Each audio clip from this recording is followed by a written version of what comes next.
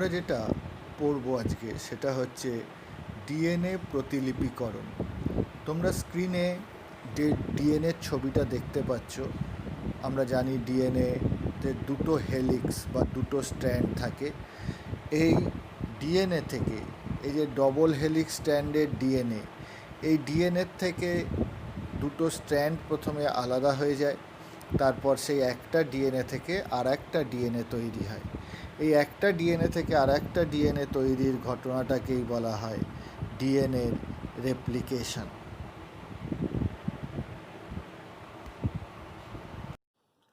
এবার আমরা যে অংশটা পড়ছি দেখো, সেটা হচ্ছে ডিএনএর রেপ্লিকেশন। ডিএনএর রেপ্লিকেশন, এই ডিএনএর রেপ্লিকেশন পড়তে গেলে আমাদের প্রথমে জানতে হবে একটা ডিএনএ থেকে আর একটা ডিএনএ সৃষ্টি, তাকেই আমরা বলি ডিএনএ রেপ্লিকেশন।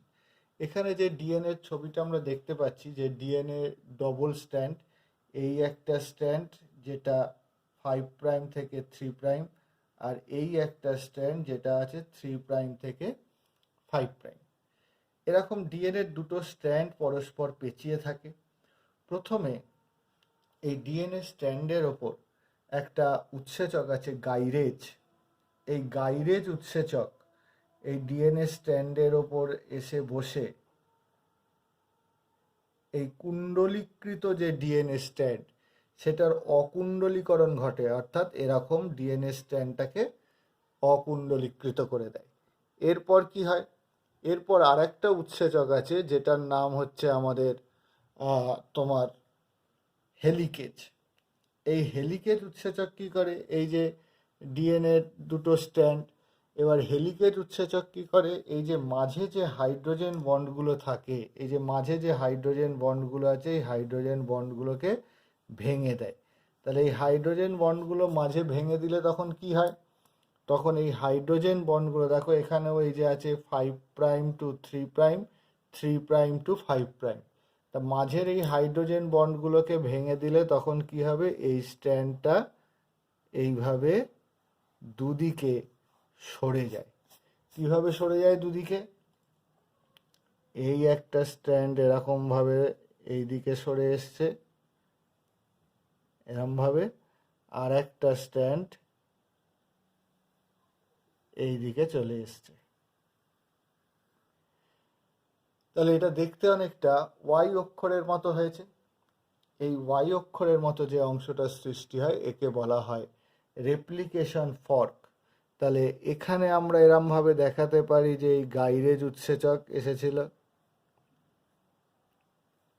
এইখানে আমরা দেখাচ্ছি যে হেলিকেজ উৎসেচক। এই হেলিকেজ উৎসেচক ডিএনএ স্ট্র্যান্ডকে, দুটো ডিএনএ স্ট্র্যান্ডের মাঝের হাইড্রোজেন বন্ডগুলোকে ভেঙে দেওয়ায় দুটো স্ট্র্যান্ড দেখো আলাদা হয়ে গেছে। কিন্তু এই দুটো স্ট্র্যান্ড আবার একটু পরেই পরস্পর জুড়ে যাওয়ার চেষ্টা করে। সেটা যাতে জুড়তে না পারে তার জন্য একরকম প্রোটিন আছে, এই প্রোটিনগুলোকে বলা হয় এসএসবি প্রোটিন। এরমভাবে এসএসবি প্রোটিন থাকে। এই এসএসবি প্রোটিনগুলো, তাহলে আমাদের এটাকে আমরা বলবো গাইরেজ, এটা হচ্ছে হেলিকেজ উৎসেচক, আর এগুলো এসএসবি প্রোটিন। এই এসএসবি প্রোটিনগুলো কি করে, দুটো স্ট্র্যান্ডকে আবার যাতে পরস্পর জুড়ে না যায় সেইটাকে আটকায় হচ্ছে এই এসএসবি প্রোটিন। তাহলে দেখো এই হেলিকেজ উৎসেচক কি করলো, ডিএনএর যে দুটো স্ট্র্যান্ডের মাঝে এই যে হাইড্রোজেন বন্ড ছিল, এখানে এই যে হাইড্রোজেন বন্ডগুলোকে ভেঙে দেওয়ায় দুটো স্ট্র্যান্ড দেখো আলাদা হয়ে গেছে এবং একটা ওয়াই অক্ষরের মতো অংশ সৃষ্টি করেছে। যে ওয়াই অক্ষরের মতো অংশটাকে আমরা বলে থাকি রেপ্লিকেশন ফর্ক। এখানে আমরা একটা ডিএনএ স্ট্র্যান্ডকে দেখতে পাচ্ছি। এই ডিএনএ স্ট্র্যান্ডটা এবার আমরা দেখব হেলিকেজ উৎসেচক এসে ডিএনএর যে দুটো স্ট্র্যান্ডকে কিভাবে আলাদা করে দেবে এবং ওয়াই আকৃতির একটা রেপ্লিকেশন ফর্ক তৈরি করবে, এবং আমরা দেখব এসএসবি প্রোটিনও এসে কিভাবে এখানে যুক্ত হচ্ছে সেটাও আমরা দেখে নিই। দেখো এখান থেকে দেখতে পাচ্ছি এই যে হেলিকেজ উৎসেচক আসছে, এই হেলিকেজ উৎসেচক এসে ডিএনএ স্ট্র্যান্ডকে দেখো দুটো স্ট্র্যান্ড আলাদা করে দেবে এবার। আর এইগুলো হচ্ছে এসএসবি প্রোটিন। এই এসএসবি প্রোটিনগুলো এসে কিন্তু ডিএনএ স্ট্র্যান্ডে বসে একটা রেপ্লিকেশন ফর্কের তৈরি করলো। এই ডিএনএ রেপ্লিকেশনের যদি তিনটে ধাপে সম্পন্ন হয়, প্রথম ধাপটাকে আমরা বলি প্রারম্ভিক পর্যায়। প্রারম্ভিক পর্যায়, তাহলে এই প্রারম্ভিক পর্যায়ে আমরা দেখলাম প্রথমে রেপ্লিকেশন ফর্ক তৈরি হয়েছে। এরপরে রেপ্লিকেশন ফর্ক তো তৈরি হলো, এরপর কি হবে? এরপর দেখা যাবে যে এই যে একটা স্ট্র্যান্ড আর এই একটা যে স্ট্র্যান্ড, প্রত্যেকটা স্ট্র্যান্ডকে ছাঁচ হিসেবে ব্যবহার করে একটা নতুন করে স্ট্র্যান্ড তৈরি হবে।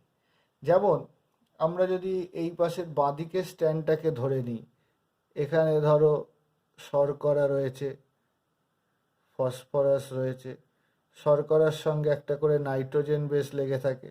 ধরো এখানে রয়েছে অ্যাডেনিন, এখানে শর্করা, এখানে হচ্ছে গুয়ানিন, এখানে ফসফরাস, এখানে আবার শর্করা, এটার সঙ্গে রয়েছে সাইটোসিন, এখানে ফসফরাস, এখানে রয়েছে থাইমিন, এখানে শর্করা, তার সঙ্গে রয়েছে গুয়ানিন, এখানে ফসফরাস, আবার শর্করা, তার সঙ্গে রয়েছে অ্যাডেনিন।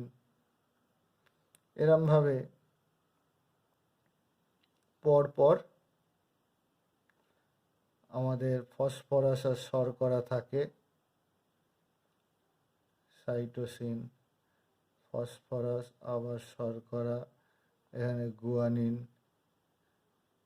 ফসফরাস, এর সঙ্গে শর্করা, সাইটোসিন, ফসফরাস, আবার শর্করা, এখানে রয়েছে গুয়ানিন।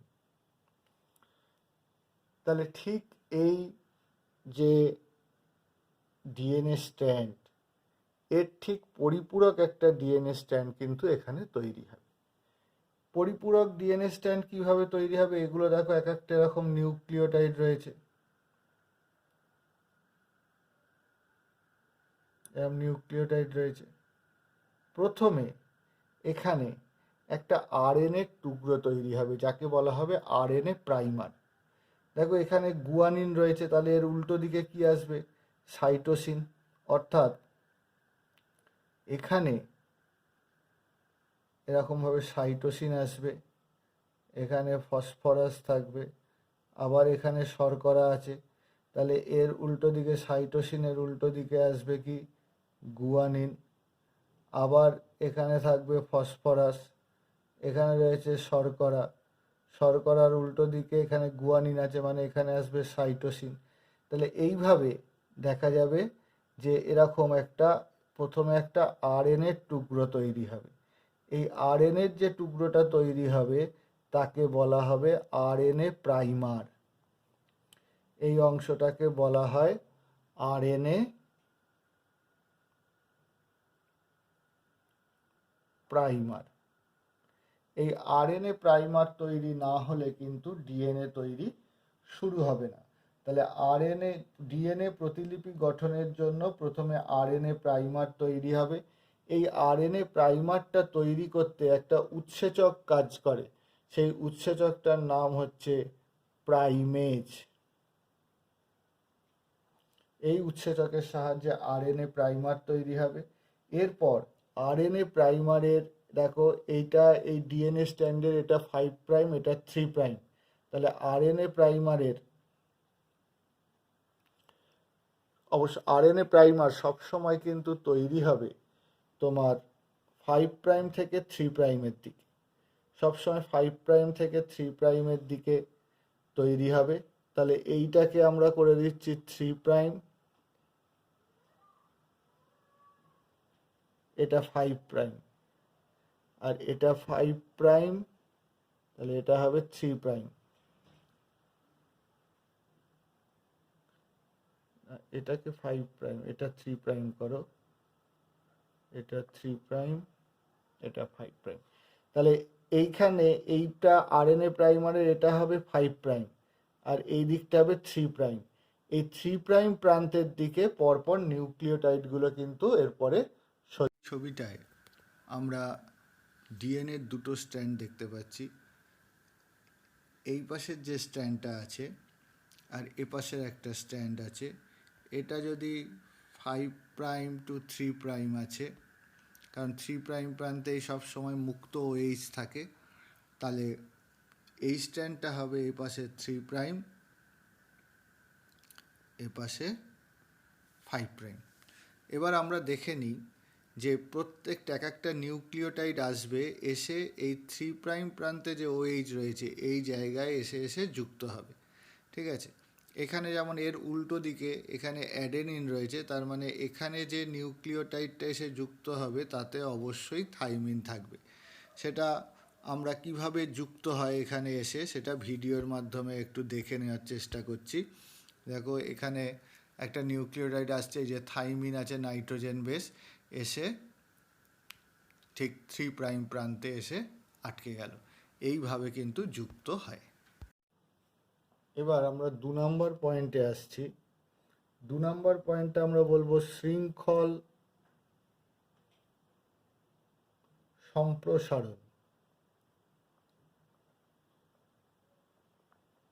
শৃঙ্খল সম্প্রসারণ, এখানে অনেক ধরনের যে নিউক্লিওটাইড থাকবে, যেমন ফসফরাস, শর্করা, এর সঙ্গে গুয়ানিন থাকতে পারে।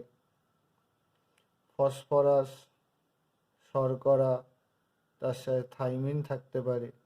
ফসফরাস, শর্করা, অ্যাডেনিন থাকতে পারে। ফসফরাস, শর্করা, তার সাথে সাইটোসিন থাকতে পারে।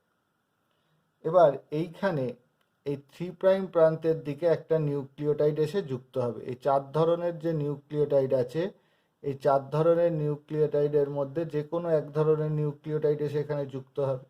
কোনটা যুক্ত হবে সেটা আমাদের দেখতে হবে। যে এইখানে দেখো সাইটোসিন আছে, তাহলে সাইটোসিনের উল্টো দিকে কি আসবে? গুয়ানিন আসবে, মানে এই নিউক্লিওটাইডটা এখানে গিয়ে যুক্ত হবে। তাহলে কি হবে? এখানে ফসফরাস, শর্করা, গুয়ানিন চলে এলো।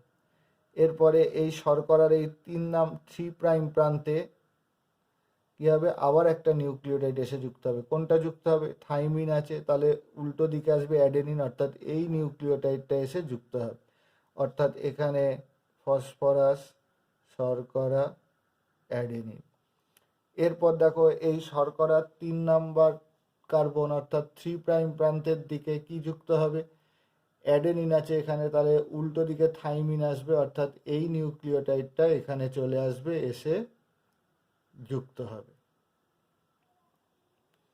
এরপর আবার এখানে গুয়ানিন আছে, মানে এই যে সাইটোসিন যেটা আছে এই নিউক্লিওটাইডটা চলে আসবে। তাহলে এখানে ফসফরাস, শর্করা, এর সঙ্গে সাইটোসিন যুক্ত হবে। এইভাবে পর পর পর পর নিউক্লিওটাইডগুলো যুক্ত হতে থাকবে। এরকমভাবে একটানা একটা ডিএনএ স্ট্র্যান্ড তৈরি হবে। এইভাবে একটানা যে ডিএনএ স্ট্র্যান্ড তৈরি হবে সেই স্ট্র্যান্ডটাকে আমরা বলবো লিডিং স্ট্র্যান্ড, অর্থাৎ এই স্ট্র্যান্ডটাকে আমরা বলবো লিডিং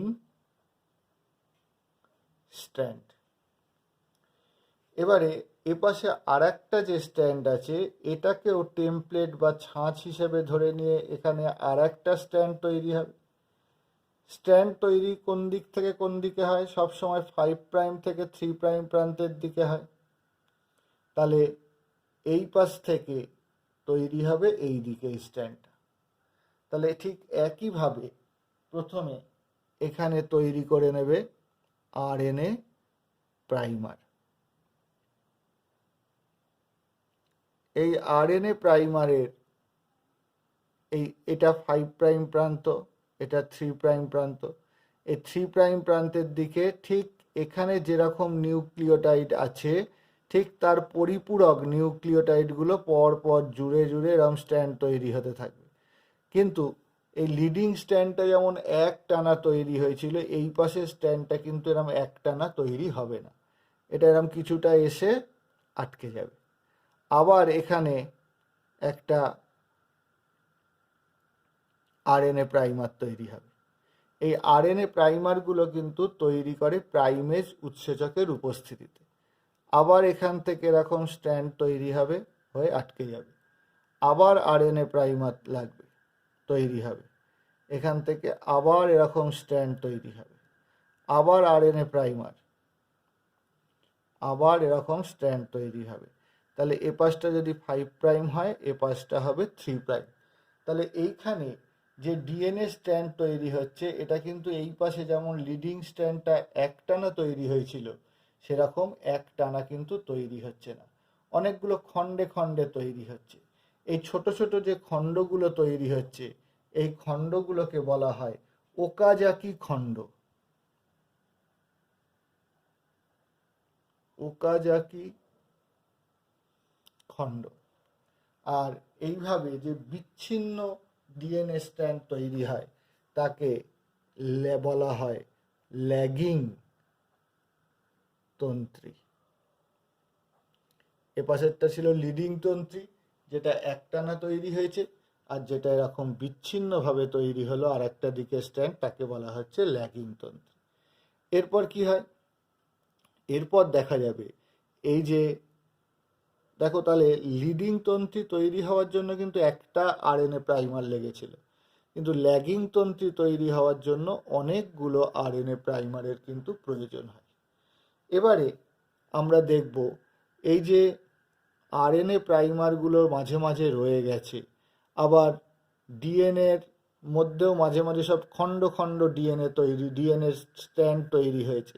তাহলে এরপর কি হবে? এটা এই যে ডিএনএর যে কন্টিনিউয়াস স্ট্র্যান্ড এখানে লিডিং তন্ত্রী তৈরি হয়েছিল, এখানে যে উৎসেচকটা এই পরপর নিউক্লিওটাইডগুলোকে জুড়ে এই লিডিং স্ট্র্যান্ড তৈরি করেছিল, সেই উৎসেচকটার নাম ছিল ডিএনএ পলিমারেজ 3। এখানেও এই যে নিউক্লিওটাইডগুলোকে পরপর জুড়েছে, সেটাও হচ্ছে এই ডিএনএ পলিমারেজ 3। কিন্তু এরপর কি হবে এখানে দেখো, এবারে এখানে এই যে আরএনএ প্রাইমারগুলো রয়েছে, এই আরএনএ প্রাইমারগুলোকে একটা উৎসেচক এসে সরিয়ে দেবে, কেটে দেবে, এখান থেকে সরিয়ে দেবে। সরিয়ে দেওয়ার পর কি হবে? ডিএনএ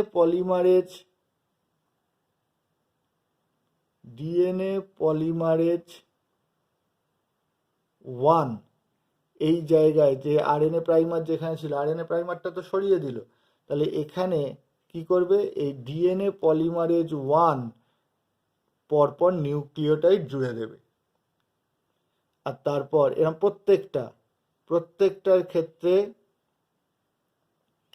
এখান থেকে এরকমভাবে আরএনএ প্রাইমারগুলো বেরিয়ে যাবে, আর এই জায়গায় ডিএনএ পলিমারেজ 1 উৎসেচক ডিএনএর নিউক্লিওটাইডকে বসিয়ে দেবে।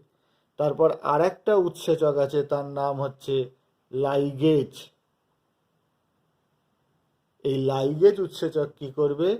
এই স্থানগুলোকে জুড়ে দেবে। ফলে এই যে বিচ্ছিন্ন একটা ডিএনএ স্ট্র্যান্ড ছিল, সেটা দেখো অবিচ্ছিন্ন একটা ডিএনএ স্ট্র্যান্ড তৈরি করে দিল। তাহলে আমরা কি দেখলাম?